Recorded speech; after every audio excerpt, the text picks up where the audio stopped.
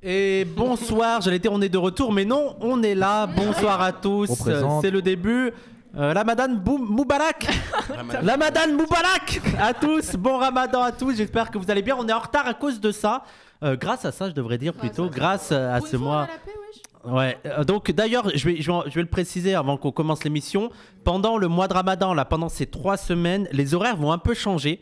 Parce que vous avez vu que la rupture du jeûne, elle est vers 19h. Non, mais surtout, c'est un peu compliqué pour nous d'avoir une émission où on va couper au milieu pour manger et tout. Donc, ce qu'on a décidé, c'est que pendant le Ramadan, pendant ces 3 mois, on commence l'émission à 20h jusqu'à 22h30. On fait une demi-heure, 3/4 d'heure de perm et on enchaîne directement avec la grosse émission. Donc voilà, ça sera juste la nouvelle pendant les 3 semaines. Et on va commencer maintenant, on va faire un peu de perm, en gros moitié perm et une discussion très rapide sur le Ramadan. Je ne sais pas s'il va rester beaucoup de monde à la fin. Vu que c'est le premier jour, beaucoup de gens doivent partir pour profiter des premiers jours avec la famille. Et pour l'émission, j'ai tout d'abord le plaisir de recevoir Youssef. Comment ça va Youssef? Très bien. Avec ton micro, C'est mieux, Youssef. Très très bien, et vous-même? Ça va bien. Ça va? Ça va très très très bien. Ensuite, Mariam. Salam, ça va. Ça va? Ça Tranquille, va. toi tu dois partir très tôt, c'est ça? Dès que possible, ouais. D'accord. Tu restes pour parler de Aya Nakamura. Ouais, j'en parce que... parle d'Aya, ouais. Mais tu as beaucoup travaillé le sujet. Ah non, pas du tout. D'accord, bon bah on va essayer. J'ai suivi. On va essayer d'en parler quand même. Ensuite, Gabos. Bonjour Gabos, comment ça va? On est là pour être la caution juive de ce plateau. Cédec, magnifique. tout ça. On va parler avec vous du 3 mars et du 8 mars. Ouais, c'est ça, ouais. Avec Benjamin. Eh oui, moi je suis la caution Benji. fashion de la caution juive du plateau.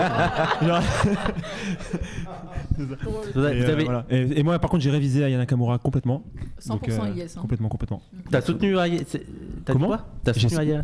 Non, moi j'ai révisé de fou Aya Nakamura. T'as révisé de ouf? Ouais, non, Non mais moi aussi j'ai On va pris... être ensemble alors. Chacal, il a on est des ensemble de fou là. On va être Non, mais j'ai pris des notes. Après, je voulais peut-être aussi te parler de Kémy Seba, mais je pense qu'on n'aura pas le temps, donc on va en parler la semaine prochaine de Kémy Seba. Peut-être que tu connais un peu l'affaire? Parce que non, mais si on peut pas en parler aujourd'hui, il faudra en parler la semaine prochaine parce que c'est quand même un mot important, surtout pour des gens comme nous bien sûr. qui sommes Directement binationaux. concernés. Ouais. Voilà, on est directement concernés par cette mesure qu'on veut prendre à l'égard de Kémy Seba. Bien Wissam, je savais pas. On va continuer avec c'est le mois de Ramadan, donc je suis calme, je suis serein, mais peut-être pas être très détendu. Il est en terrasse là. Il a son verre. Le jus de gingembre. Oui, moi j'ai pas d'ennemis, pas du tout, j'ai que des amis. On va commencer. Alors on commence d'abord par chronologique par le 3 mars. Ouais. Donc le 3 mars, c'était quoi? C'était l'événement. Autour de Judith Butler, la rencontre avec aussi une intervention de Angela Davis. J'ai l'impression que tout le monde a oublié. Ensuite, les interventions de plusieurs personnes, plusieurs organisations, et on a vu que ça avait fait grosse polémique, les remis. Qu'est-ce que vous avez à dire vous sur l'événement? Alors, moi, je vais juste donner mon avis l'avis important avant les autres avis. Ça reste quand même une grande réussite. Bien sûr. Je pense que ça va rester dans l'histoire, cette intervention qui était extraordinaire, et même cet événement. Et je sais que je suis sorti de la... Ouais, parce qu'on a vraiment, plus que sur ceux qui étaient dans la salle, on a vraiment senti une espèce de... Il y a un camp qui s'est formé, quoi. Les gens faisaient corps et étaient prêts à... Il y a vraiment un front qui s'est créé, quoi. Et une alliance, donc on a réussi à ramener tout un front assez large à la gauche et à l'extrême gauche, de la France Insoumise jusqu'à l'UCL, en passant par le NPA, Révolution Permanente, UJFP de Cédec, Parole d'Honneur. Donc là on voit vraiment se constituer le front un peu antifasciste en France, quoi. On commence à se compter. J'ai envie de dire, les menaces et les pressions, c'est bon signe, ça veut dire qu'on fait peur. C'est voulu cancel Judith Butler parce qu'elle a dit des trucs sur un peu critiques, enfin pas un peu, mais enfin très critiques sur le sionisme et qui affiche une position un minimum anti-sioniste. Bah ça montre vraiment qu'en fait la parole juive, ils s'en fichent. En fait, ce qu'ils veulent, c'est surtout des paroles sionistes, et ce qu'ils veulent, c'est légitimer un projet qui ils veulent légitimer un projet blanc, enfin un projet de la suprématie blanche, quoi. Parce que les voix juives, on l'avait déjà vu avec le 6, mais en fait à un moment donné, dès qu'une voix juive sort du cadre, ce qu'on veut, c'est le juif qui défend Israël, parce que Israël, c'est le projet de l'Europe, quoi. Bah, d'ailleurs, moi, ce qui m'a beaucoup surpris et que je me vois comme une note positive et un signe de victoire de notre part, c'est que les attaques ont été, que ce soit le printemps républicain, les sionistes, l'extrême droite, et qu'au contraire, à gauche, il n'y a pas eu du tout d'attaque, même un soutien. Et ça, c'est quand même quelque chose à noter. Et j'ai l'impression qu'en face, ils se rendent compte que, notamment avec les interventions de Judith Butler, il y a un truc qui est en train de changer. Les gens sont de plus en plus critiques sur le sionisme et de plus en plus ont un regard beaucoup plus formé sur la question de la Palestine, et je sens que ça leur fait peur. Est-ce que tu partages le même sentiment Bah oui, et puis en plus c'est un contexte mondial aussi, c'est-à-dire que même aux États-Unis, les voix pour Israël sont de moins en moins comprennent de plus en plus que ce qui est en train de se passer c'est hyper grave et qu'on peut pas soutenir juste Israël, et qu'on peut qu'on doit avoir une voix qui soutient les Palestiniens qui sont en train de subir un massacre actuellement. Donc en fait ça devient de plus en plus compliqué, donc les voix qui vraiment veulent soutenir le sionisme coûte que coûte, bah ils sont obligés d'hurler un peu plus fort, et ils sont là, moi je vois un peu de la panique, surtout qu'en plus c'était une soirée qui était censée être de fou. On a rempli 3 salles, c'était blindé, on a refusé des gens, on a rouvert une salle en catastrophe, même moi je pouvais pas rentrer.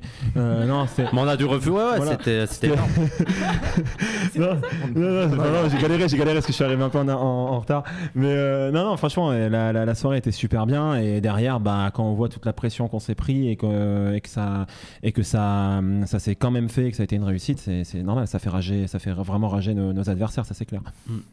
Adèle. Moi j'ai se presser et notamment rester, attendre dehors et tout, parce qu'ils savaient pas s'ils allaient rentrer à un moment donné. C'était assez touchant de voir ça, et puis ouais, ensuite de voir il y avait un côté on a monté les blancs en neige, tu vois, on a fait de la cuisine, on a monté les blancs en neige, il y avait les blancs d'œufs, et on a pris les trucs et tac, et ça a fait non mais il y a un côté, c'est un précipité chimique quoi, qui donne la vidéo, bref, voilà. On fait un smoothie. Voilà.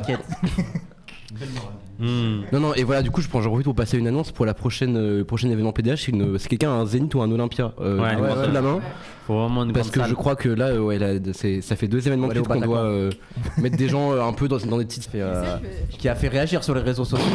Ah bon? Ah oui. Bah tu as dit que il faut soutenir la pas si c'était.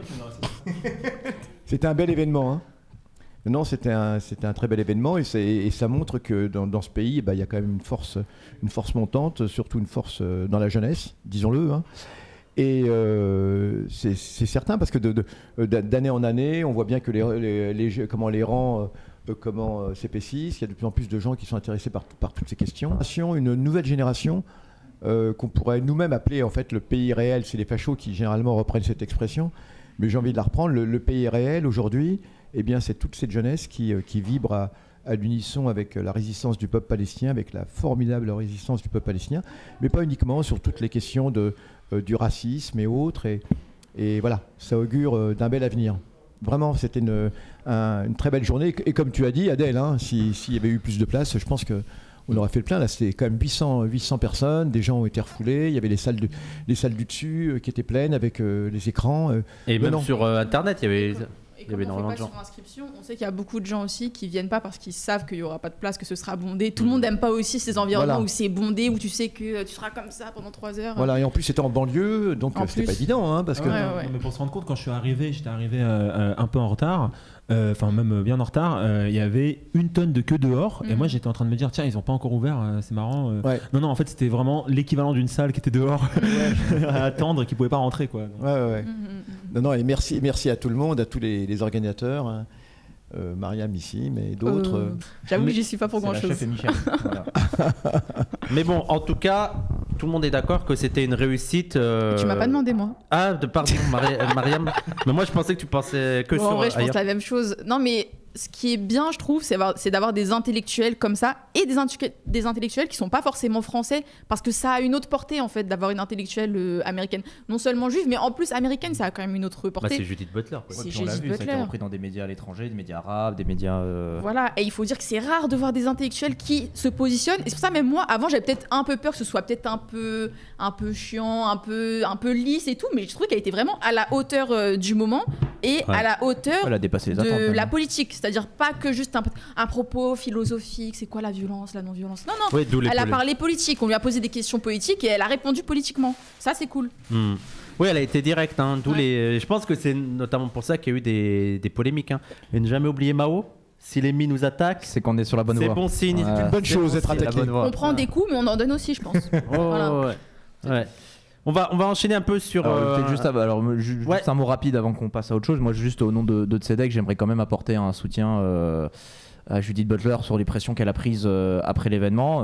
Je rappelle quand même qu'elle a été faite membre d'honneur de Tzedek après cet événement. Donc, nous soutenons nos membres d'honneur, évidemment.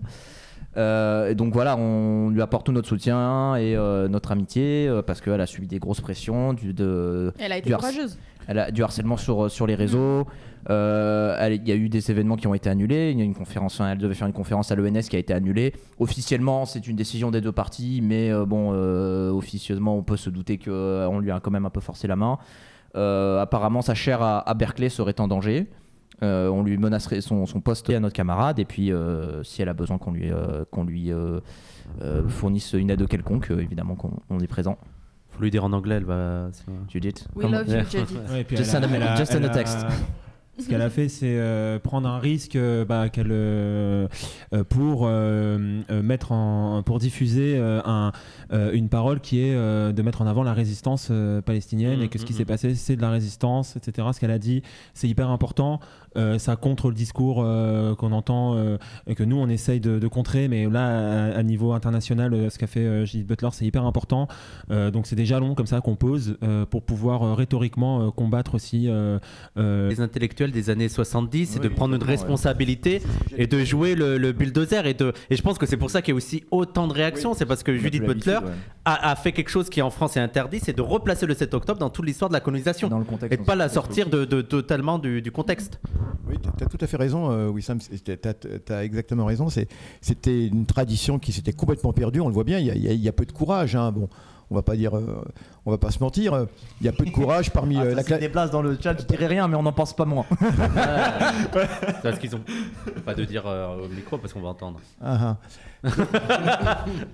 Donc je dis effectivement, elle renoue avec une tradition intellectuelle. Alors on appelait ça avant les intellectuels organiques, mais en tout cas avec l'époque des Sartre, etc., des Mauriac, etc. Bon, et ce que je veux dire, c'est que c'est tout à son honneur. C'est tout à son honneur. En fait, on a affaire à une bataille d'échelle mondiale actuellement, et partout dans le monde. Je pense surtout au monde occidental, parce que dans les pays du Sud. Mais dans le monde occidental, on voit des personnes courageuses qui osent dire les choses, qui osent... Ah, mais j'ai soutenu le peuple palestinien, bon, à l'époque où il existait encore. Bon, c'est vrai, il n'existe plus maintenant. Hein. C'est ça, c'est le truc facile dans 30 ans, ils vont tous faire des thèses et des bouquins sur cette période-là, la colonisation et donc la Palestine, blablabla, bla, bla, le Hamas, ils vont faire tout ça, mais ça sert à quoi si ça fait 30 ans après Tu vois ce que je veux dire? C'est un truc que je dis souvent, mais juste pour aller dans ton sens, et c'est là qu'on se rend compte du courage de certains intellectuels dans certaines périodes où c'était très compliqué, notamment Sartre et la guerre d'Algérie. Là, dites-vous que la France n'est même pas impliquée directement. Sartre, c'était la France, était le pays colonisateur. Il a diffusé les colons. Oui, tout à fait. Et même dans des périodes plus difficiles de l'histoire, ne parlons même pas de sous l'occupation allemande, on se dit toujours, on est toujours étonné de dire, moi à ce moment-là, bien sûr, j'aurais été résistant, bien sûr. Hein. Quand on voit que les gens sont même pas fichus. Aujourd'hui, non mais c'est vrai. Oui, bien sûr. Donc c'est pour ça que c'est toujours facile après coup. Ah ouais, il n'était pas résistant celui-là. Ah ouais, bien sûr, moi j'aurais été résistant. Ah oui, Jean Moulin. Mais non, on le voit bien avec.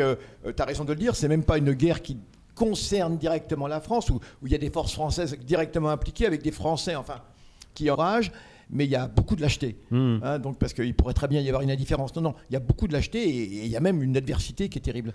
Alors, il y a Elias qui dit après la pression médiatique était différente avant et politique. Mais j'ai l'impression, par exemple, la guerre d'Algérie, tu avais des pressions peut-être pas médiatiques aussi influentes que maintenant, mais genre tu avais l'Ouest, quoi, ça te faisait peur, quoi. Tu avais l'extrême droite française. Un exemple, le maire d'Évian. Le maire d'Évian qui accueille simplement les négociations d'Évian, il est assassiné. Il est assassiné par l'OS. Simplement parce que sa ville, pour vous dire, et je ne parle pas du reste, hein, non, c'était des attentats sans arrêt. Les journalistes communistes étaient visés, ciblés directement. Il y avait une vraie pression. Complètement. Hein, je veux dire, alors évidemment, il y a une pression là, mais il y a eu effectivement des gens qui étaient menacés, il y avait des attaques, il y avait des gens qui étaient arrêtés, qui étaient mis en prison. Oui, c'est vrai, on parle aussi de tous les livres sur la torture qui avaient été censurés. Tous les livres qui étaient censurés. Et puis tous ces jeunes, simplement. Les procès. Les procès, bien sûr, les procès. Et puis tous ces jeunes qui refusaient de partir en Algérie, par exemple, pour empêcher les trains de permissionnaires de partir en Algérie, etc. Ils risquaient gros. Parce qu'en plus, ils étaient même désavoués en Algérie. Oui, mais je parlais même pas de là-bas. Je parlais simplement ici. Hein. Tout ce que je raconte, c'était ici. Hein. Donc voilà, faut avoir le courage de sa génération. Hein, encore une fois, faut avoir le courage de sa génération, le courage de ce que l'histoire nous. Il n'y a pas une citation de Fanon sur ça. Chaque génération doit. Une information que je donne, demain est la journée nationale interuniversitaire de solidarité avec la Palestine. D'accord. Donc dans toutes les universités de France, il va y avoir des événements, des débrayages, etc. Des gens vont sortir de cours, des profs, des manifs, beaucoup de choses. Et c'est très important avec 3 mots d'ordre, pour le cessez-le-feu évidemment, durable, contre la colonisation et contre la collaboration universitaire avec les universités israéliennes. C'est la continuation donc de BDS. Donc voilà, c'est demain, c'est une grande journée, donc dans pas mal d'endroits, notamment à Montpellier, à Paris, il y aura pas mal de choses, donc soyez un petit peu à l'écoute. Et aussi pour conclure et rappeler, parce que j'ai peur d'oublier, il y a aussi un rassemblement le 15 mars à 18h30 pour la libération de Georges Ibrahim Abdallah, et ça sera devant le ministère de la Justice. Place Vendôme. Place Vendôme. Ce qu'on appelle la chancellerie. Oui. À l'angle de la rue de la... Je connais pas après. Oui, on l'a fait souvent dans le passé. Donc c'est sur Place Vendôme, c'est 18h30. C'est ce qu'on appelle la chancellerie ou le ministère de la Justice, c'est le même nom, c'est le même endroit. Et donc c'est pour la libération de Georges Ibrahim Abdallah, une nouvelle fois, demander sa libération. Rappelons-le, il est toujours incarcéré. Voilà, pour en gros son soutien à la Palestine. Et il y aura aussi la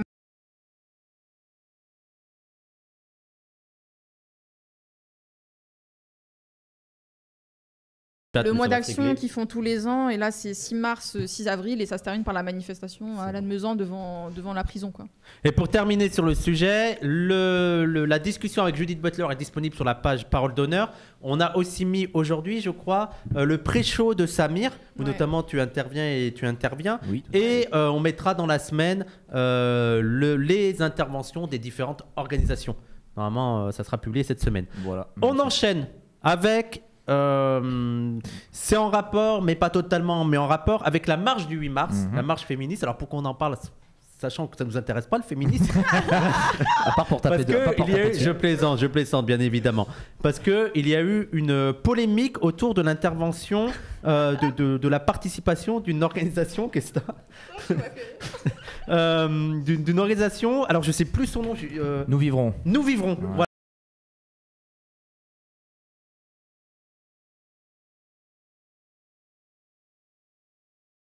Au sein des organisations féministes et de gauche, parce que cette organisation est assez proche des organisations sionistes, aussi du Printemps républicain. Je suis allé sur leur mute Twitter, ça partage des trucs ahurissants. Et du CRIF, du coup, vu le service d'ordre. Voilà, du CRIF, il y a plein de partages qui sont assez étranges.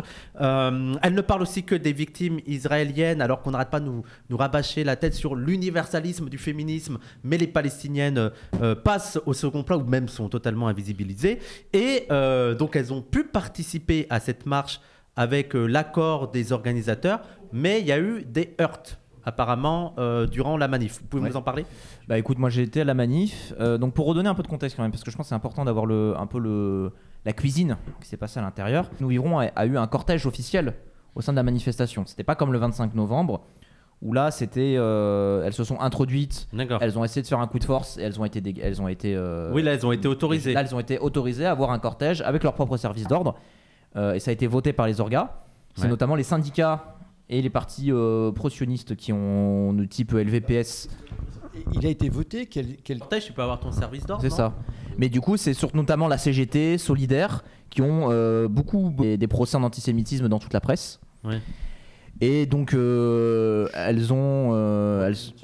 donc déjà, dès le début, dès qu'elles sont arrivées, donc un peu avant la place Gambetta, c'était déjà un peu tendu. Il y a eu, pendant la manifestation, pas mal de heurts, des bousculades entre des manifestantes qui avaient des drapeaux palestiniens. Il y a des vidéos sur Twitter, hein, mais ça commence un peu comme ça. Une Palestinienne qui se fait bousculer par une fille du service d'ordre. Ouais. Elle s'achante des slogans, machin. Et puis à un moment donné, il y a un truc on n'a pas trop le moment détonateur. J'ai pas retrouvé ça sur Twitter. Ça a été plein de petites provocations. Mais plein de petites provoques. À un moment donné, ça pète. Et en fait, on coquet. On a reconnu un holster d'armes sur un des. Ils étaient équipés. Ils étaient équipés. Ils avaient le brassard orange. C'est ça aussi qui a porté la. Oui. Et en fait, ce qui est bizarre, c'est qu'à un moment donné, du coup, ils sont poussés vers une rue parallèle. Et du coup, la Bravem arrive pour les protéger, quoi, pour se mettre devant eux. Et en fait, on voit des gens du SO qui commencent à enfiler des brassards de police. Sur les questions, c'était la SPCJ. Service de protection de la communauté juive. C'est le SO du CRIF. C'est le service d'ordre du CRIF. Et donc, du coup, apparemment ils auraient, alors je sais pas si Youssef peut-être a des précisions là-dessus, mais apparemment ils auraient des autorisations spéciales du ministère de l'Intérieur. Oui, c'est en lien avec... Ce qui pourrait expliquer le fait qu'ils aient des brassards, mais alors ça me paraît bizarre. Est-ce que ça rentre dans leur prérogative? Est-ce que c'est des flics qui sont infiltrés dans ce SO-là? Est-ce que c'est des gens qui ont des contacts avec la police? Parce que je suis allé voir, et c'est en lien avec le CRIF officiellement et aussi avec l'État, et j'ai vu que notamment le SPCJ participe, aide l'État pour... Qu'est-ce que t'as? Il y a quelqu'un qui dit pourquoi on n'a pas de service d'ordre des musulmans. Alors, en même temps, moi je peux comprendre l'intérêt, je veux dire, c'est pas un truc où je peux comprendre l'intérêt de ce genre de service d'ordre. Nous on est pour l'autodéfense. Le problème c'est que pour les sionistes. Ça fait pas français, après, quoi, oui, bizarre, il faut voir comment c'est. Non mais surtout que c'est que pour les sionistes quoi. Nous on n'y a pas le droit. Hein. Nous à TEDx on n'y a pas le droit au SPCJ. On est d'accord. Non mais il y a un petit astérix dans le contrat quoi. Voilà, juste ce que je veux dire c'est que sur le principe je suis pas contre. Sur le principe je pense que c'est bien qu'on gère notre autodéfense. Mais aussi ce que j'ai vu c'est qu'il y a un lien avec l'État et le gouvernement et que notamment ils aident dans le recensement des actes antisémites. C'est ça. Il semble. Alors ça c'est une aberration totale. Ça avait été mis en place il y a pas mal d'années, déjà dans les années 2005, ça date de cette époque à peu près. Hein. Et c'était un commissaire de police du 18e qui était... parce que le commissariat du 18e du 19e pardon, était spécialisé dans les actes antisémites. Ça c'est une chose. Sauf que normalement tous les commissariats doivent être spécialisés dans tout. On ne voit pas pourquoi il y aura un commissariat particulier. Mais ce commissaire de police en question était en même temps le responsable de ce service de protection de la communauté juive, qui est le service d'ordre effectivement du CRIF. Alors les questions que ça pose, c'est que d'une part, on peut avoir un service d'ordre ponctuel pour une manifestation, c'est une chose, mais avoir un service de protection permanent, ça s'assimile à une milice. Alors, il peut y avoir en même temps, on le voit bien, des agences de sécurité, etc. Mais les agences de sécurité, c'est quand même bien particulier au plan de la loi, etc., etc., etc. Et ce service de protection de la communauté juive en question, eh bien, ce service, il existe. Et c'est même déjà dès l'époque de Badinter, où Badinter lui-même, c'est lui-même qui avait commencé à donner ses dérogations dans les années 80. Mais le problème, c'est que qui emploie ce service de protection? Alors, qui emploie? Et on a très souvent remarqué que ce sont des gens du Métard et de la LDJ qui sont employés pour ce service de protection. Alors officiellement, ils n'interviennent pas comme LDJ ou Métard, sauf que ce sont les mêmes. Et d'ailleurs, allez sur le site de la LDJ, et ils se vantent de tout cela. Il y a une véritable collusion, et ça c'est extrêmement grave. Alors en plus, le fait qu'il y ait des policiers avec eux, il y a une interpénétration totale de ces services de protection avec la police. D'ailleurs, on le voit bien dans les images. On voit, alors Libération, soi-disant, donne une information et dit non, en fait, c'est le service de protection. Et c'était simplement, ils ont un brassard qui est orange, qui est comme le brassard rouge, etc. Non, mais faut arrêter, faut pas raconter n'importe quoi. On le voit bien dans la manifestation, on voit le type. Exactement. Il y a marqué police sur le brassard. Il y a marqué police, etc. Hein. Il y a une interpénétration totale et ça n'est pas du tout la première fois. Ça nous rappelle 2014, lors de la manifestation, la fameuse manifestation 2014 pour la Palestine, où ils avaient prétendu que la synagogue avait été attaquée rue de la Roquette, ce qui est absolument faux. On avait les images de voisins qui avaient tout filmé. On avait bien vu que c'était la LDJ qui était venue, qui avait provoqué les manifestations, et allait se cacher derrière la police de la même façon. On avait montré les images à la police, à l'état-major de la police à l'époque, nous, avec notre avocat, en leur disant « Vous pouvez nous expliquer comment ces gens de la LDJ qui sont venus provoquer les manifestations, qui étaient légales en plus, ensuite repartent, après avoir provoqué, repartent en direction de la police et se cachent derrière la police. Et la police leur offre l'abri. » Et la réponse de l'état-major de la police à la préfecture de police de Paris, c'était de dire « Non, on ne peut pas vous donner d'explication, on ne sait pas pourquoi. » Voilà, c'est génial. L'état-major de la police, je ne parle pas d'un petit commissariat. Non, il nous a même ajouté de faire les défenseurs de la loi républicaine, etc. On est bien d'accord. Mais, je veux dire, le problème, il est que tout le monde soit à la même enseigne et que la loi soit la même au moins pour tous, même si c'est une loi con. Et là, on voit bien qu'il y a effectivement un détournement de la loi, ou alors une usurpation, ou alors en tout cas, une négation totale de la loi. Et que, comme tu disais, imaginons que, d'ailleurs, à l'époque, des musulmans avaient voulu faire la même chose, justement. Et avait voulu créer une ligue de défense des musulmans. C'est comme ça que ça s'appelait. Ça fait peur quand même. Bah oui, ça fait ligue de défense des musulmans. Oui, ça sent les Tchétchènes à l'intérieur, quoi. Mais évidemment, ils s'étaient fait ramasser, etc. Non, faut vraiment avoir ça en tête. C'est qu'il y a des milices, et il existe des milices sionistes qui sont parfaitement tolérées par le gouvernement actuellement. Et à mon avis, j'espère que des députés de la France Insoumise ou autres vont poser des questions à l'Assemblée nationale et demander au gouvernement qu'il puisse donner une explication par rapport à cela. Mais et ce qui est fou, c'est que les images qu'on voit, c'est que pour la marche du 8 mars, on a une bande de mecs, c'est une cinquantaine de mecs surarmés qui tabassent des meufs au final. Oui. Et en plus, effectivement, il y a un problème, c'est que comme on a vu dans les images ces personnes du SO avoir des brassards, avoir un holster avec une arme à feu qui avait été en plus derrière cachée parce qu'il fallait surtout pas la montrer parce que c'était pas mis en évidence du tout. Il y a vraiment potentiellement une nouvelle affaire Benalla dans l'histoire où en tout cas il va falloir absolument que la police prouve que tout était prévu, etc. Parce que sinon c'est extrêmement grave comme situation. Là, ce qui est dingue, c'est que c'est le collectif qui est présenté comme victime. Il y a Nunes qui a dit, le préfet, qu'il aurait repéré les coupables des agressions et qu'elle serait arrêtée. Mais on a l'impression que on parle même, moi j'ai vu sur Twitter et tout, qui parle d'une attaque antisémite et que en fait les juifs. Non mais c'est les mêmes procédés, c'est-à-dire les mecs on les voit arriver avec, on les voit coquer, surarmés, etc. Et qui provoquent. C'est un peu les mêmes procédés qu'a fait la police pendant des manifestations où ils ont fait exprès d'attiser le feu pour derrière. Enfin c'est un procédé purement policier en plus comme pareil, un peu.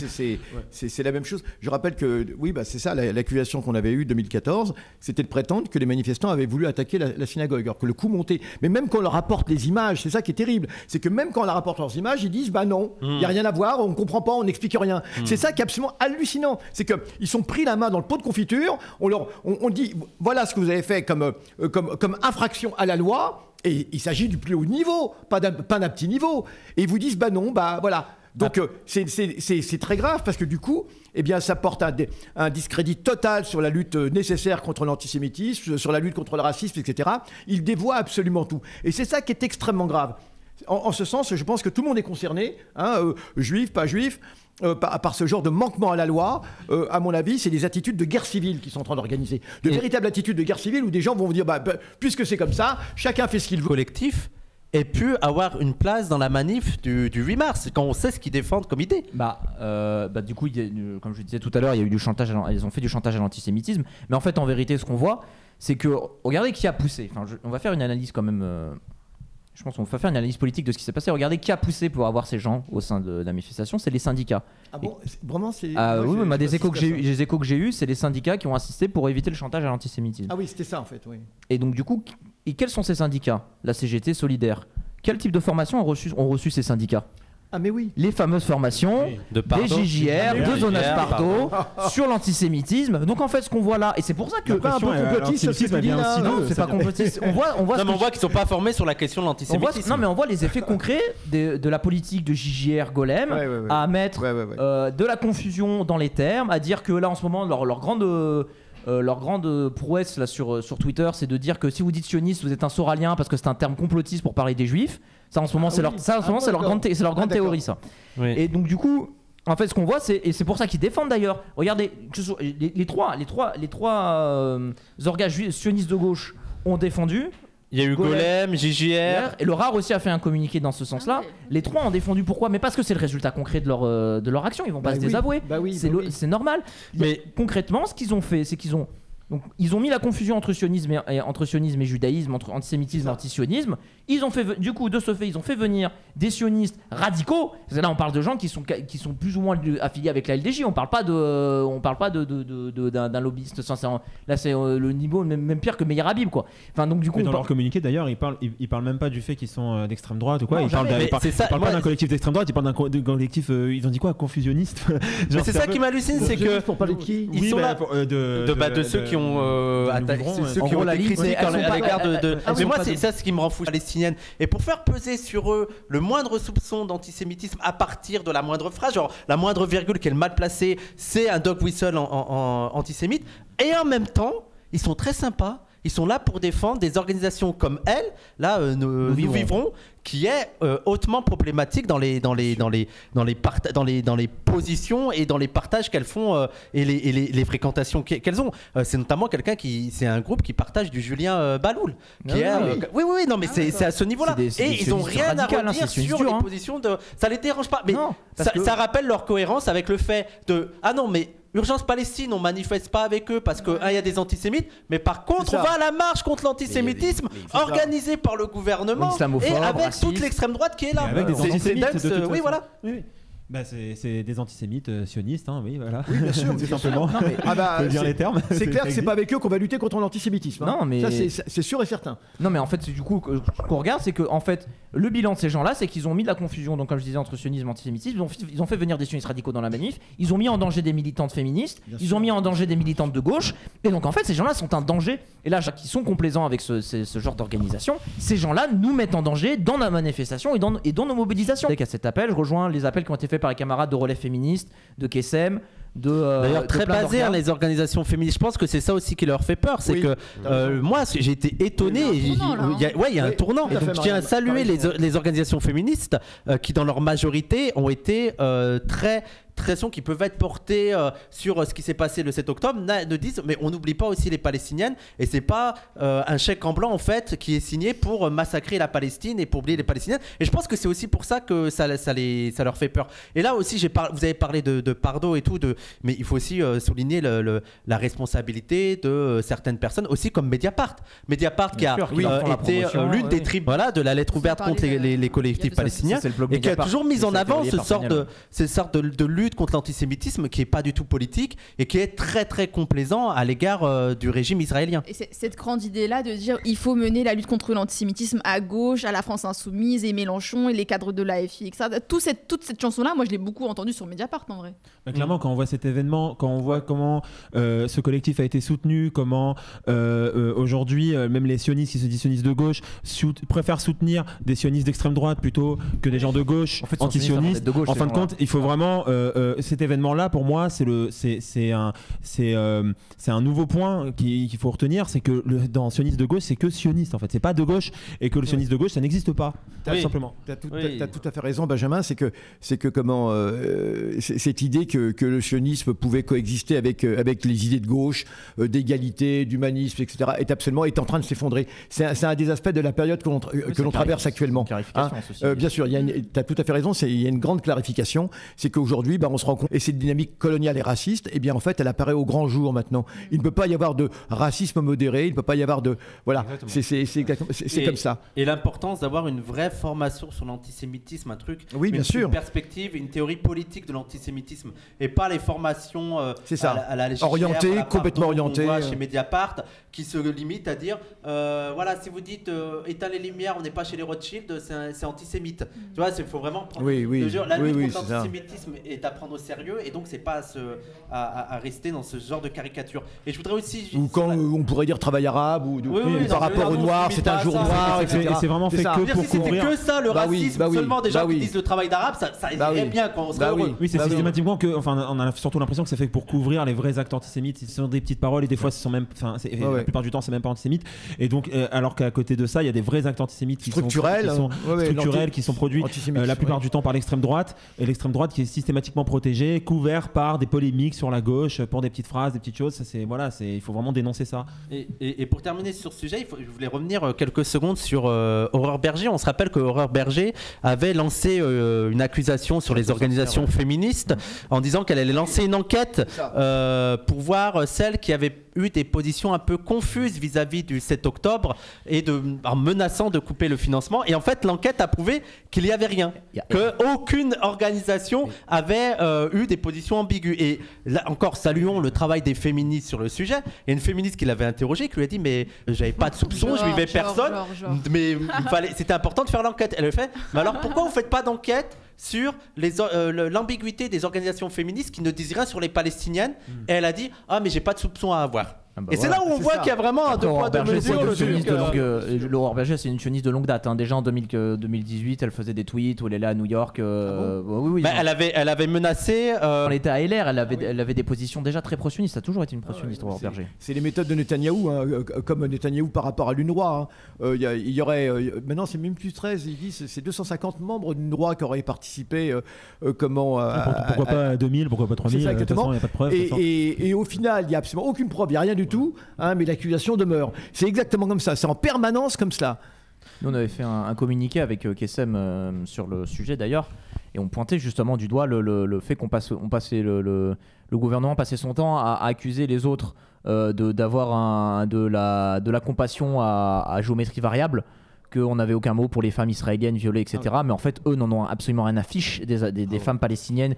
En plus, il y a des rapports de l'ONU qui sont sortis, qui montrent les violences atroces qu'ont subies les femmes palestiniennes, les tortures, les viols, les menaces, les menaces d'être abattues si elles ne s'exécutaient pas, les images, on a quand même vu des soldats, et notamment des soldats franco-israéliens, s'afficher avec des nuisettes et des sous-vêtements de femmes palestiniennes. Oui, tout à fait. Un mec, il y a même quelqu'un, il y a même un franco, je crois Benjamin quelque chose.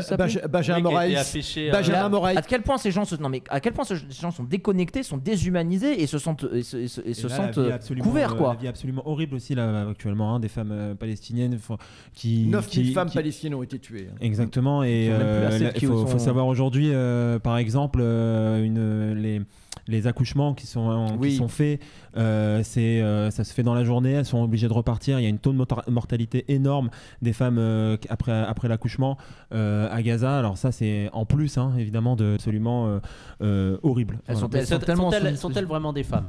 Bah oui, c'est ça la question. Des femelles, alors peut-être évidemment. Non, mais c'est que. Ne cherche pas un petit peu aussi palestinienne. Franchement, on est à un point où je finis juste là-dessus, pardon, Wissam. On est à un point où les femmes palestiniennes sont tellement en sous-nutrition, elles ne sont même plus capables de produire du lait pour leur bébé. Oui. C'est horrible comme situation. Et en plus, comme il n'y a même pas de lait en poudre, du coup, il y a une surmortalité des bébés qui est en train d'arriver. Enfin, c'est une situation, c'est inhumain ce qu'on est en train de leur faire subir. Je vous invite à aller regarder l'émission qu'on avait fait avec Dr Lana, c'est ça? Oui. Zouhail Lana. On revient par exemple sur comment on traite les femmes palestiniennes sur le cas de Rima Hassan, mais avant ça... Il appelait aussi les gens à pas garder le silence. Oui, c'est ça, il a été très fort et c'est extraordinaire. Alors dans tout cette misère que nous traversons, ces temps difficiles, ces temps sombres, ces temps obscurs, il y a quand même cette petite lumière. Et surtout, pour faire la transition avec Rima Hassan, je trouvais ça assez beau la façon dont il se tenait à côté d'elle et dont il a dit je suis fier d'être à côté d'elle. C'est pas genre devant elle ou je sais pas quoi. C'est pas juste un symbole. Voilà, c'est pas juste un symbole comme il dirait les autres là. Clémentine Autain, voilà, bref.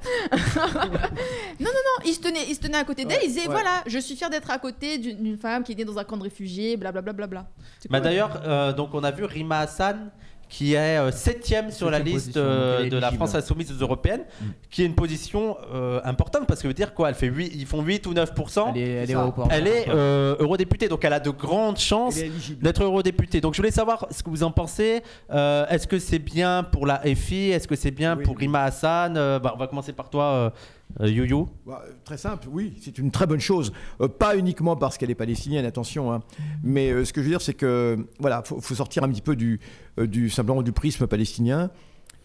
Ça pourrait être la femme d'un autre peuple opprimé, la femme d'une autre oppression. Non, mais c'est vrai que c'est un symbole. Oui, alors c'est un symbole. Mais pas seulement. Mais ce que je veux dire, c'est née dans un camp de réfugiés. Voilà, elle est née dans un camp de réfugiés. Et elle est devenue juriste. Voilà, palestinocentrisme, etc. Et puis le reste, on s'en fiche. C'est bien qu'à un moment donné, puisque malheureusement c'est là que l'histoire concentre la contradiction actuelle. Au niveau de l'affrontement Nord-Sud, mais comment présente Rima Hassan, c'est une très bonne chose, je veux dire, contre ce régime honni que nous avons actuellement de Macron. Et c'est une très bonne chose. Et c'est un très bon signe aussi. Voilà. Et d'ailleurs, si elle est élue, elle ne va pas parler que de la Palestine, on est bien d'accord. Elle va assumer son rôle d'élu de la FI concernant les problèmes en France, concernant les classes populaires, spoliées, etc. Non, c'est une tête à notre ami Glucksmann. Et effectivement, et d'ailleurs, je rappelle que l'Observatoire des camps de réfugiés, c'est pas connaître le problème. Elle est apatride. Au départ, elle est apatride. Il est bon aussi que les gens sachent. Non, certains diront la FI veut profiter encore une fois, récupérer, on connaît les arguments, récupérer des voix et tout. Mais c'est en cohérence avec leur position depuis 5 mois, quoi. Je veux dire, c'est pas comme s'ils ne disaient rien et d'un coup ils prenaient Rima Hassan. Non, mais et puis surtout, à un moment donné, quand tu as un parti politique et que tu fais une élection, c'est bizarre de ne pas envoyer quelqu'un qui au moins porte de manière aussi compétente que Rima et aussi rigoureuse. C'est une femme vraiment extrêmement compétente et ça aurait été même presque illogique en fait. Donc pas non plus, pas forcément à 180, mais je veux dire c'est quand même important comme étape parce que ça montre que la FI c'est sur ce sujet-là, c'est pas de la rigolade, ça va jusqu'au bout des idées et c'est effectivement c'est hyper rassurant. Après virement à 180, moi je trouve que c'est pas illogique non plus d'aller voir la chronique qu'avait fait Nadav sur le média là-dessus où il avait expliqué le slogan, il montrait très bien qu'en réalité c'était une proposition d'égalité pour tous. Est-ce que c'est pas une position, alors on parlera peut-être dans une autre émission, mais la FI j'ai l'impression que beaucoup c'est une position de confort, non pas tant qu'ils sont convaincus que c'est la meilleure solution, mais que vu le débat du moment c'est trop compliqué d'expliquer aux gens un État. C'est-à-dire si tu dis un État, voilà, tu finis comme avec Rima Hassan, Roussel qui t'attaque. Il y a deux choses. La position la plus facile à défendre entre guillemets aussi. Et puis c'est la solution où quand personne quand vous parlez à quelqu'un qui n'y connaît rien, et bah 2 États ça fait un peu allez une part de gâteau pour l'un, une part de gâteau pour l'autre et puis que tout le monde sera content. Et c'est pour ça c'est aussi parce que c'est elle parle d'État binational parce qu'il y a une nuance entre l'État unique et l'État binational et elle parle d'État binational. Elle parle surtout du droit de circulation en fait pour les Palestiniens. C'est son grand combat qui est pas la même chose que d'avoir. Mais pour la solution en tout cas, c'est évident que c'est tout à fait intéressant. Oui. Et pour la solution en 2 États, en fait, j'ai l'impression que ça dépend qui a la FI. Autant il y a des gens, je pense, qui sont plus radicaux que ça. Autant Mélenchon, quand vous lisez des interviews, alors depuis quelques temps, il y a aussi comment dire, il y a aussi des lignes à faire bouger encore un peu ce côté-là. Tout simplement, elle cherche une légitimité dans ce qui est internationalement reconnu. Oui, voilà, ce qui est internationalement reconnu. Non, mais je dis pas que pour ne pas pousser encore plus dans une radicalité qui peut-être va encore déjà le sujet État, 2 États, 1 État. C'est un sujet qui pour moi en plus arrive au second plan. Il y a tellement d'étages à passer. On n'y est pas. Voilà, on n'y est pas du tout. Donc, je pense que la FI fait bien de pas Non, mais stratégiquement, c'est une bonne ligne. Moi, je suis d'accord. Complètement, ça brûlerait un peu. Voilà. C'est qu'est-ce qui est défendable actuellement dans le contexte du rapport de force politique de maintenant, quoi. Moi, je voulais juste rajouter une chose avant que Youssef dise du mal de Roussel. Je pense que tu voulais parler de ça. Mais un exemple. Alors, juste après, on parle de Aya, ou alors on parle pas de ça, mais on va arrêter là après, sinon. Vas-y, on parle de Aya et après on arrête parce que. On fait très vite. On fait très vite, désolé. Vous êtes posé sur votre canapé, nous on doit rentrer. Ouais, on doit rentrer, c'est le premier jour du Ramadan, je rappelle. Collectif féministe qui n'avait pas hésité à partager les attaques contre Rima Hassan de la part de Julien Baloul en sous-entendant que Rima Hassan faisait des listes de juifs alors que Rima Hassan se prenait plein d'attaques. Elle s'est fait harceler, Arthur. Elle s'est pris des pressions. Tout ça pourquoi ? Parce qu'elle s'est pris des pressions par Arthur qui lui a fait annuler une... C'est pas léger du tout. Excusez-moi, Ayana Kamura. Dans ma tête, pas léger, Aya. Je rappelle l'histoire de demain sur le boycott universitaire. C'est la première fois qu'un syndicat qui est quand même pas mal. Et au boycott, et on a une mobilisation partout en Europe.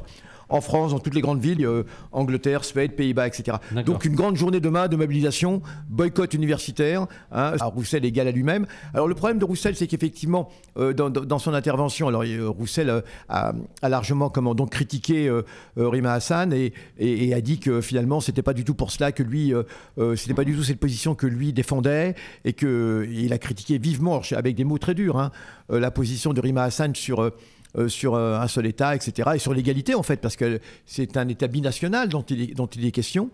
Et alors, il y a 2 aspects des choses. C'est qu'il accuse donc Rima Hassan de nier, de vouloir éradiquer l'État d'Israël. C'est en somme ce qu'il dit. De continuer à vivre dans cette région, tout simplement. C'est comme ça qu'il faut le prendre. Bien sûr qu'on démantèle des structures d'un État qui est raciste, colonialiste, expansionniste, mais c'est au bénéfice des populations.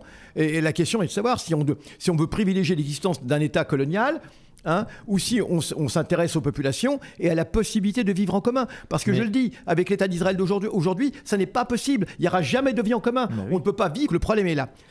Mais juste une chose, moi, parce qu'ils aiment bien les dog whistles, parler des dog whistles antisémites, mais il faut dire que les gens qui sous-entendent que la Palestine de la mer au Jourdain, c'est un truc antisémite, sont en fait dans un sément les juifs. Ouais, c'est comme ce que disait on leur laisse Ackerman, la liberté aux Palestiniens, bah ça y est, ils vont tuer les juifs. Faut pas abattre le mur, c'est ce que disait Ackerman sur le média, quoi. Vous avez vu, on a abattu le mur, on a abattu le mur, ils se sont déchaînés des sauvages, donc quoi. c'est vraiment un truc, et ça me rend fou que personne voit le truc. Bien sûr, alors pendant des années, on accusait les Palestiniens de vouloir jeter les Juifs à la mer, c'était l'expression ancienne. Virtuellement. Génocide, on justifie un génocide sous prétexte que sinon ce serait un autre génocide de l'autre côté. Mais cette théorie, on sait très bien que c'est une théorie fasciste. Ça veut dire c'est nous ou eux. Ouais. Ça veut dire que tout n'a jamais remis en cause les structures racistes de l'État colonial Israël. Et d'ailleurs, à la limite, le Parti communiste israélien est allé plus loin que le Parti communiste français. De ce point de vue, c'est assez étonnant. Bon, on pourra en rediscuter un autre jour. Mais donc voilà. Donc ce que je veux dire, c'est que c'est un mauvais procès, c'est un sale procès que Roussel fait à Rima Hassan. Et il y a d'une part les positions du Parti communiste, mais il y a d'autre part le fait qu'ils s'en prend aussi à Rima Hassan en tant que membre de la FI. Il y a ça aussi, il veut aussi régler un compte avec Jean-Luc Mélenchon, enfin avec la FI, à travers cela. Ça, c'est extrêmement grave. Il est capable de taper sur les Palestiniens. Israël comme un projet d'apartheid, etc. Pour ce changement de ligne, il y a Jean Stern qui a fait un très bon article dans Orient 21. Oui, exactement. Qui explique comment, en fait, le numéro 2 du parti, je crois, ou en tout cas un de ceux qui tient la ligne, en fait, est en train de droitiser de plus en plus la ligne au sein de ça et mène le PCF vers une ligne beaucoup plus sioniste, notamment dans le 93 ou dans des gros bastions type Gennevilliers. Et ça, il y a encore une ligne assez radicale sur la Palestine. Gennevilliers. Voilà, Gennevilliers, là, il n'y a pas longtemps, encore le maire de Gennevilliers, il a soutenu un événement Urgence Palestine, un grand meeting. Leclerc. Patrice Leclerc. Donc, il y a ça. Et puis, de l'autre côté, il y a cette ligne qui commence à s'installer. Donc, en fait, aussi, l'interview, elle illustre bien ce jouet de pirouette qu'il essaye de jouer et qui joue mal parce que, Roussel, il n'est pas très subtil. Et la ligne prétendument dure, c'est la ligne de Christian Piquet, que je connais très bien. Parce que n'oublions pas que Christian Piquet, malheureusement, c'est lui qui présidait le collectif national Palestine à l'époque où j'y étais et où je représentais les missions civiles. C'est extrêmement grave. Donc c'est quelqu'un qui au départ vient de la LCR et qui a progressivement évolué. Alors malheureusement, négativement, aussi bien en quittant la LCR pour rentrer au PC, mais aussi au niveau de ses positions sur la Palestine, puisque maintenant il est sur des positions extrêmement graves concernant la Palestine. C'est absolument inquiétant. Ouais, voilà. Et c'est ce Christian Piquet qui actuellement est dans la région de Bordeaux, là, qui est parti de Paris, c'est lui qui serait l'inspirateur de cette ligne qu'on peut dire droitière et qui est en contravention avec la ligne, disons, de vieux militants du Parti communiste qui avaient l'habitude malgré tout de soutenir. La semaine prochaine de Aya Nakamura parce que la spécialiste est partie. Et Madame a un emploi du temps de ministre. C'est parce que Macron a dit que. Bah oui, mais viens Elias, viens la semaine prochaine et on parlera de. J'ai un peu suivi justement, du coup, je me suis documenté comme vous vouliez en parler. Hein. Non, tu veux en dire un mot maintenant et après on pourra en reparler. Mariam est partie. Youssef écoute Aya. Non, je pense pas qu'il écoute Aya Nakamura. T'as des tchats chacun. Bien sûr, je connais. Dans la merde en parlant de Aya Nakamura qui devait chanter pour les JO en reprenant une Edith Piaf, c'est ça? Ouais, je crois. C'est parti en sauce depuis. Ouais, c'est parti en sauce, l'extrême droite, mais ils ont pas d'autres soucis que de ouf, enfin, oui, classe de ouf. Et même quand on regarde, mais on en parlera peut-être avec Ilias, mais les artistes qui prennent. Les arguments, c'est trop populaire, c'est n'importe quoi, c'est pas chanté, les paroles c'est de la merde, c'est ce qu'ils disent. Voilà, c'est indigne de la France. Et il y a eu à gauche, la critique, c'est le contraire, c'est de dire qu'il faut absolument faire ça parce qu'on a fait pour la Coupe du Monde de rugby, voilà, exact, merci, et qui a été absolument abominable, vraiment tous les clichés possibles de la France avec un coq, enfin c'était absolument horrible, une tour Eiffel, un français baguette, du jardin à l'époque, du jardin en Marcel, le truc des années 20, vraiment c'est la France que voit Macron, c'est-à-dire quand il propose Edith Piaf, c'est juste qu'il voit une France, pour lui la France c'est ça en fait. Mais pourquoi Edith Piaf en plus, j'ai pas compris. Parce que pour lui la France c'est vraiment. Mais pourquoi Aya Nakamura vient chanter Edith Piaf? Parce qu'il faut la blanchiser en fait. Pourquoi elle pourrait pas chanter du Aya Nakamura? Il faut la blanchir. J'ai pas compris qu'est-ce qu'il vient faire ici Edith Piaf. C'est parce que par contre chansons que le monde entier connaît le mieux aussi. Non, mais ce qui est intéressant, c'est qu'il y aurait plein de points communs entre Edith Piaf et Aya Nakamura, mais que les fachos ne connaissent ni Edith Piaf, ni l'histoire, ni tout le rapport à la chanson populaire. C'est surtout que La Vie en Rose, enfin les chansons d'Edith Piaf, c'est vrai que c'est quand tu penses à Paris. Ça reste. Et comment ça, la France de toujours? Oui, excusez-moi.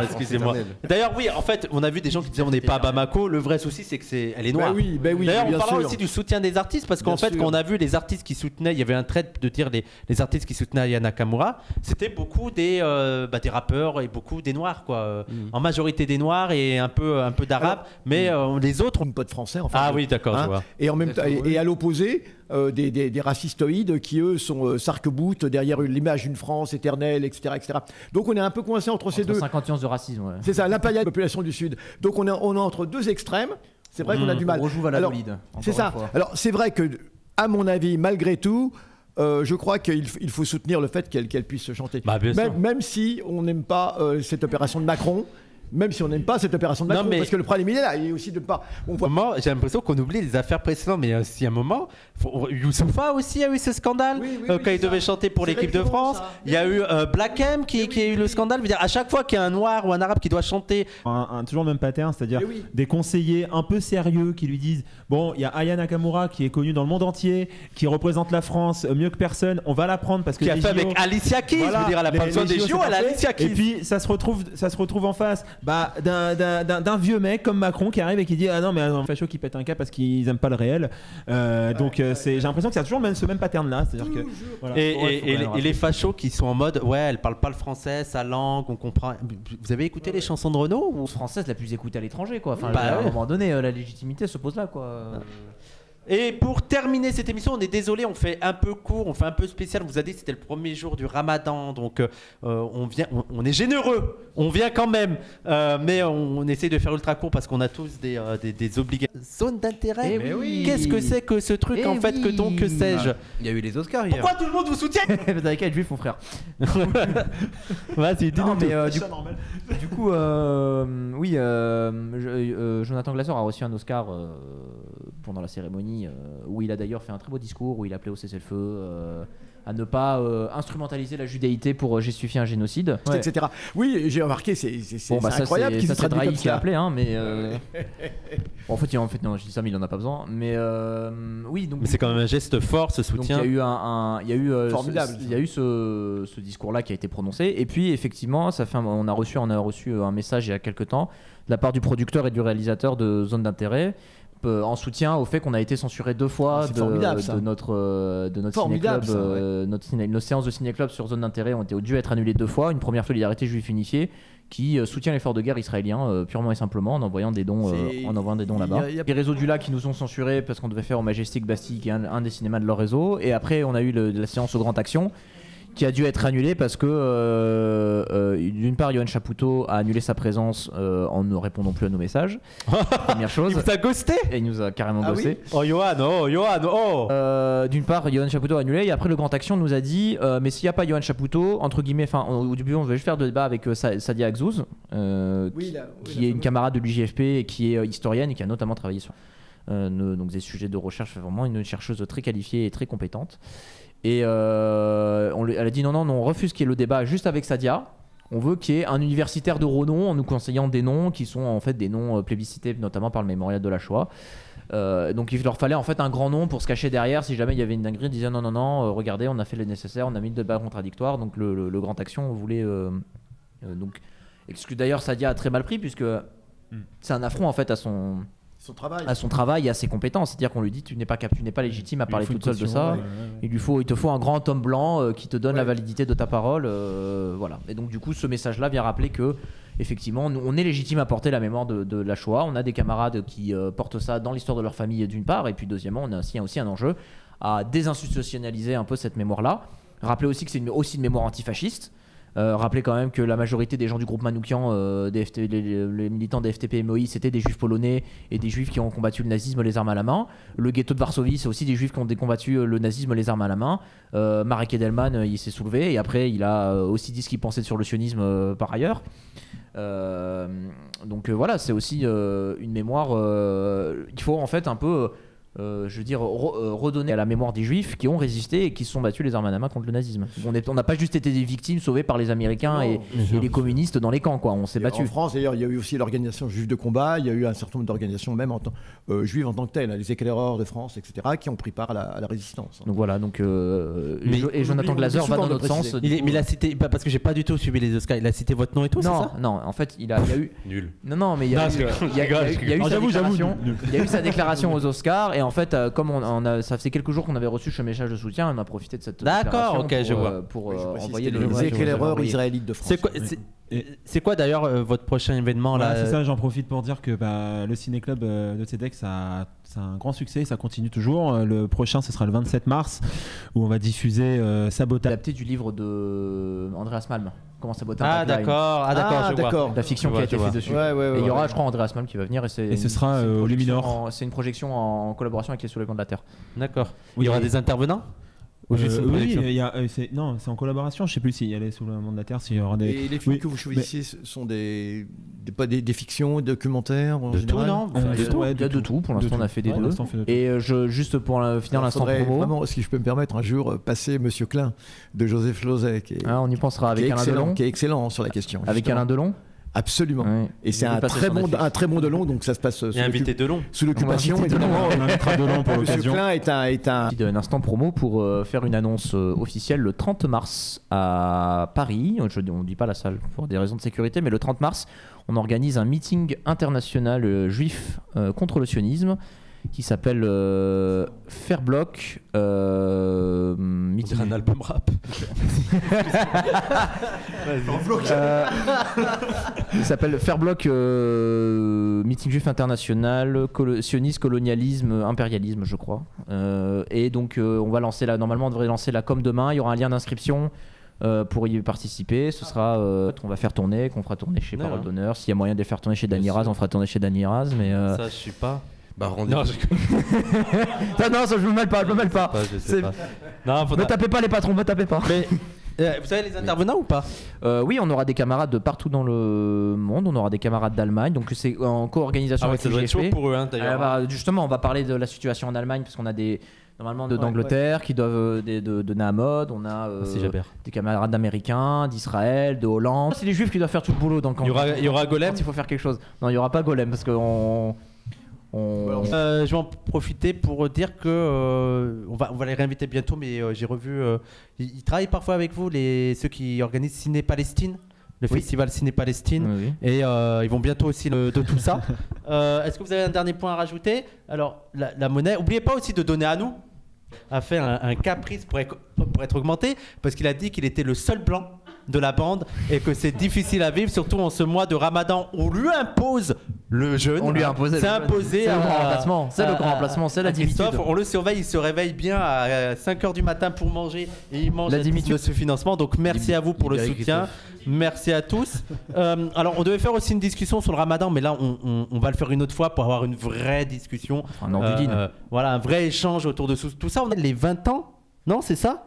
C'est bien l'émission spéciale sur les 20 ans de la loi de déter son efficacité. Moi, ce qui m'étonne, c'est que le camp républicain, ils ont mis cette loi en se disant ça va arrêter les femmes voilées, et ils disent ah mais il y a plus en plus de femmes voilées. Magnifique. Donc apparemment la loi ne marche pas, quoi. C'est pas efficace d'interdire le voile à l'école. Sovar, non, Krokoscovar, je sais plus son nom exactement. Non mais c'est ça, c'est à peu près ça. Un sociologue d'origine iranienne, le foulard et la République. Je suis en train de le lire et il date de 94. Il a le HSS. Khosrow Kavar, merci Khosrow Kavar exactement. Et il est excellent. Et avec une autre autrice, je suis désolé, c'est même en 80. Cray, c'est 84. 89, non, 89. C'est 89. 89. C'est qu'il y a 20 ans, avec cette loi, est initiée une grande vague islamophobe sur laquelle malheureusement ce pays surfe encore. C'est vrai que c'est vraiment un événement terrible il y a 20 ans. 2004, c'est pas ça. C'était préparé déjà. C'est pas simplement la loi. Oui, mais ce qui est important de dire, c'est que ça apparaît pas d'un coup en 2004. Ça a été travaillé Il y a eu le 11 septembre, il y a eu tout cela. Mais vraiment, ça a initié une grande vague islamophobe, à mon avis, qui a complètement changé la physionomie politique de ce pays. Il faut vraiment le savoir. À partir de cette loi, il y a avant et après. Et moi, ce qui m'a choqué, c'est de voir. Ça paraît impossible aujourd'hui d'avoir cette position-là, mais on avait à gauche qui disait et dedans, en théorie, il y avait tout le monde. Il y avait la LDH, il y avait même le MRAP, il y avait... Merci les gens. Bon, après, les positions se sont complètement extrapolées, mais on avait vraiment une bonne partie de la gauche, le PC, etc. Tous, à l'époque... C'est pas abstenu, moi. Non, c'est pas abstenu. On vérifiera la semaine prochaine. Mais lui s'est opposé à cela. On en parlera la semaine prochaine de tout ça, de voir quelle rupture ça a marqué. Magnifique. Merci beaucoup Adèle, merci Benjamin, merci Gabos, merci à vous, merci Youssef, merci à toute l'équipe technique, toujours au rendez-vous, toujours parfait, sauf toi Christophe.